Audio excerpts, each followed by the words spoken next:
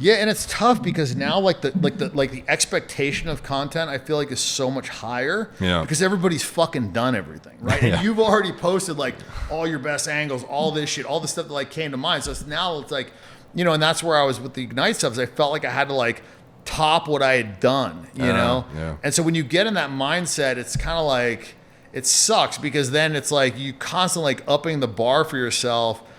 And it makes it kind of stressful. Yeah.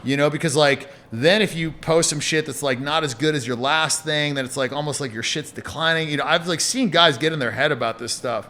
One thing that might work out though, I feel like, and this is just my like outside perspective, is the fact that the media has like disproportionately portrayed your last couple of years as like downfall type stuff. Yeah. Which, from the perception of somebody who doesn't understand like tax write-offs and like all the shit that goes behind a business, a lot of it's nonsensical. But if you, hypothetically, even if you leaned into that, it gives you like such a better upswing to then maybe you don't need to do the super aggressive, ridiculous shit because now people just want to see you like get better above this thing they've perceived you to drop down to, sort of thing. So you're like climbing a mountain that was like artificially created sort of thing.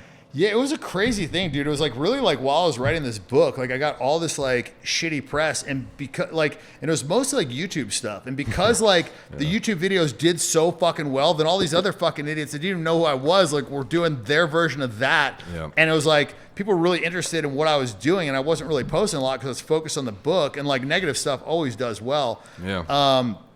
So yeah, man, it was like the craziest shit that I was like, oh, like nobody's even gonna fucking listen. It's like Dan's fleeing the country, he's broke, and I'm like, I was the richest I've ever been, right? Like I've got more money now than I ever had before, and it's like, so like watching this stuff, I'm just like, nobody's gonna fucking listen to this shit, and then it's like it just keeps going, and I was like, I was like I said, I was focusing on the book, so I wasn't really like paying too much attention to it, but eventually, like, you keep seeing it, you're just like, what the fuck is going on, Yeah. And I don't know, man. It was just like a weird thing. Like, I think a lot of stuff that's obvious to you now, though, over the years of learning about business and entrepreneurship and stuff is like so not obvious to the layman. That's something that seems inconceivable how anyone could perceive it in this way. Yeah. Like, for example, if you're leasing a supercar, there's potential write-offs with that. There's potential, integration to content that you could otherwise use, leverage, and then not have to pay. If you pay up in cash up front, that's a bunch of cash you can't do stuff with now when you could have otherwise got, I don't know, a line of credit with like a bare minimum interest rate and then made more money using that money. And then people see that, though, they're like, you don't own the thing. You're like a fucking liar. No, I get it, man. It's funny because I've leased every house I've ever had in fucking LA and Cali, like every one of them. I've never owned a house in California, like very specifically. And why would you? Yeah, like there's no interest.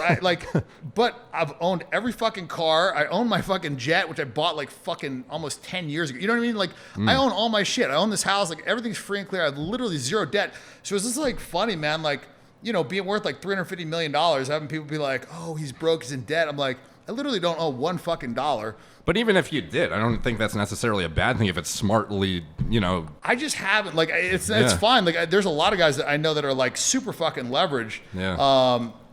It's just like, I don't know, man.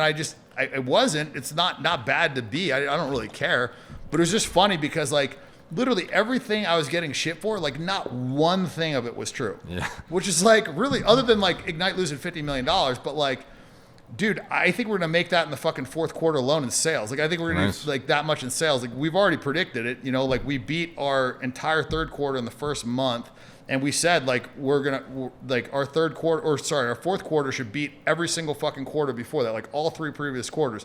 So if you just do the math on it, it's like, it should be around like $50 million in sales just in the fourth quarter. Yeah. So, I mean, that's pretty goddamn strong. Like, and we haven't really done like much. We haven't spent much money. So like everything that I did had a fucking significant impact because we're in like worldwide markets. I mean, we're in South America. We're in fucking Armenia. We're in the UK. We're going to the EU. We're in Abu Dhabi. Like, so like it's a worldwide brand. Like, and we're selling vapes now, which is just such a better fucking product. Before we were like focused on weed.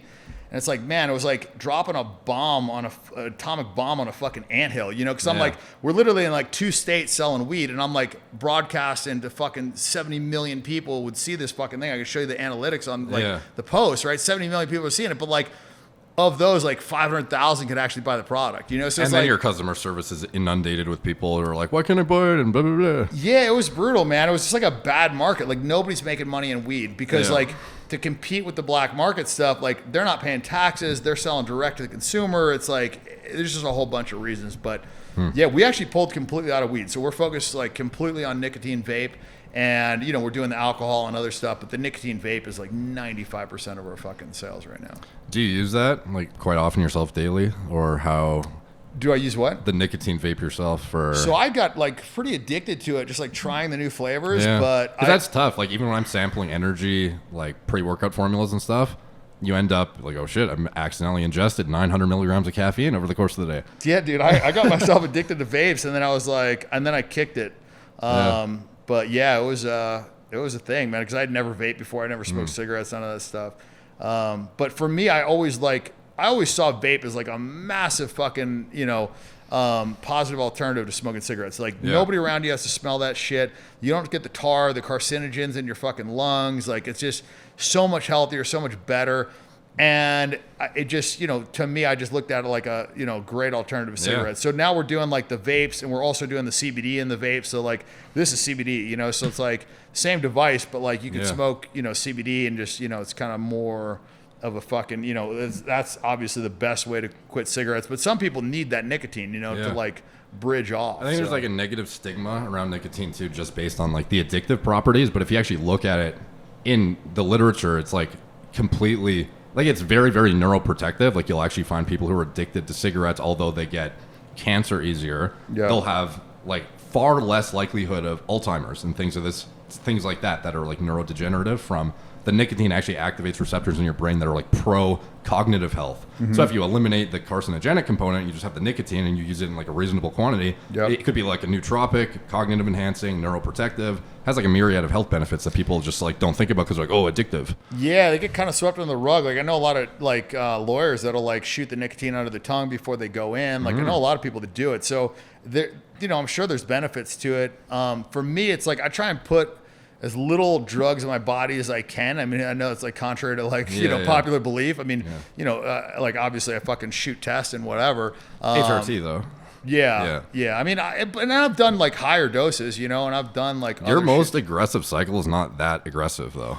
No, it's really not, but it's not because I wasn't willing to like take the risk. Like I'm a pretty fucking, you know, risk-taking guy. Like it was just because I got negative side effects. Like, I would have juiced harder for sure. Like I got shitty genetics. Like I would like to be fucking in better shape. Like I always want to fucking lift more, be stronger, faster, whatever. It was just like when I would take Winnie, I would break out. Like it was so many, like even fucking Oxydrol and like, you know, Anavar, whatever. Like I would take that, and it would like fuck up my HDL, my LDL, and like a relatively low amount, like 20 to 40 milligrams, you know? And so, I don't know, man. I just like...